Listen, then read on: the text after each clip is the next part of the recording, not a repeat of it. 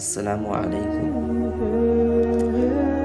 মেয়েদের কিছু বদ অভ্যাস যা ইসলামের অপছন্দনীয়। নাম্বার 1, স্বামীর সাথে তুই তুকারি করা। নাম্বার 2, স্বামীর হক আদায় না করা। নাম্বার 3, স্বামীর সাথে রাগ করে থাকা। নাম্বার 4, স্বামীর কথা না শোনা। নাম্বার 5, স্বামীর সাথে উচ্চ স্বরে কথা বলা। নাম্বার 6, স্বামীকে না বলে বাইরে যাওয়া। নাম্বার 7, স্বামীর ইচ্ছার বিরুদ্ধে কাজ করা। নাম্বার 8, অন্যের সামনে স্বামীকে অপমান করা। নাম্বার 9, স্বামীর টাকা ফালতু কাজে ব্যয় করা। নাম্বার 10, স্বামীর রাগ হয় এমন কোনো কাজ ইচ্ছাকৃতভাবে করা। নাম্বার 11, স্বামীকে কুবুদ্ধি দেওয়া।